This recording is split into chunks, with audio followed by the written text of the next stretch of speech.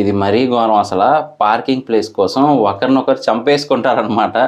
So అంత దూరం అయితే వెళ్తారు. ఒకరేమో 60 ఇయర్స్ ఉన్న పెద్దాయన, ఇంకొకరేమో 30 బిలో ఉన్న కుర్రాడనమాట. సో వీళ్ళిద్దరి మధ్య ఒక చిన్న పార్కింగ్ ప్లేస్ కోసం అసలు గొడవ ఎలా స్టార్ట్ అయింది, అది ఎంత దూరం వెళ్ళింది, చివరికి గొడవ పడే విషయం మర్చిపోయి ఒకరంటే ఒకరి కక్ష ఎలా పెరిగింది అనేది మెయిన్ హైలైట్గా అయితే పెట్టారనమాట. సో ఇంతకీ మనం మాట్లాడుకోబోతున్న మూవీ ఏంటి అంటే కనుక పార్కింగ్. మీరు విన్నది కరెక్టే, టైటిల్ కూడా పార్కింగే. సో ఫస్ట్ ఇది చూసిన తర్వాత టైటిల్ని ఏంటి ఇంత మరీ సింపుల్గా ఉంది టైటిల్ అనుకున్నాం, కానీ ఆ మూవీ చూస్తున్నంతసేపు కూడా ఇంకా మనకి ఇంట్రెస్ట్ పెంచే విధంగా అయితే ఉంటుందన్నమాట. సో ఆ సీన్స్ కానీ లేదా క్యారెక్టర్స్ పర్ఫార్మెన్స్ కానీ, అంటే ఆ యాక్టర్స్ ఎవరైతే ఉన్నారో వాళ్ళు ఆ క్యారెక్టర్లో నిమగ్నం అయిపోయారని చెప్పొచ్చు, అంత బాగా చేశారు. చాలా అంటే చాలా బాగుంది అసలు చూడడానికి.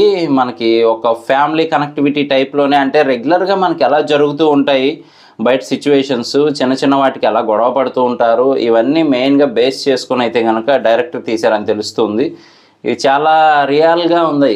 అంటే మనం చూస్తున్నంతసేపు కూడా ఏదో తెలియని సబ్జెక్టు లేదు అంటే సపరేట్గా సృష్టించింది అనేది కాకుండా రియల్గా ఉండేలాగే తీశారనమాట, రియాలిటీకి దగ్గరగా ఉండేలాగే. సో ఇదైతే బాగుంది. మనకి అవుట్ అండ్ అవుట్ అయితే ఫ్యామిలీ ఎంటర్టైనరు, అలాగే ఒక మంచి మెసేజ్ కూడా ఇచ్చారనమాట. మనకి త్రివిక్రమ్ శ్రీనివాస్ గారి మూవీ ఉంది కదా, అరవింద సమేత వీరరాఘవ అని చెప్పి ఒక మూవీ అయితే ఉంది త్రివిక్రమ్ శ్రీనివాస్ గారిది. సో అందులో మనకి ఎలా అయితే 5 రూపాయల కోసం గొడవ పడతారు, గొడవ పడే విషయాన్ని మర్చిపోయి చంపుకుంటూ ఉంటారనమాట, ఒకరంటే ఒకరు పడక. సో సేమ్ కొంచెం సిమిలర్గా ఏంటి అంటే కనుక ఆ పార్కింగ్ ప్లేస్ కోసం గొడవ పడుతూ ఉంటారు, చివరికి ఆ గొడవ పడే విషయం కూడా మర్చిపోయి చాలా దూరం అయితే వెళ్ళిపోతారు.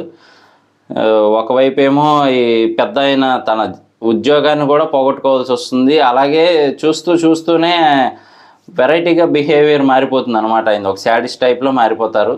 అలాగే కుర్రాడు కూడా చక్కగా ఐటీ కంపెనీలో జాబ్ చేసేవాడు కాస్త అది కూడా పక్కన పెట్టేసి ఇతని మీద కక్ష ఎలా తీర్చుకోవాలి అని చెప్పి ఏకంగా ఉద్యోగం పోయేలా చేస్తాడు.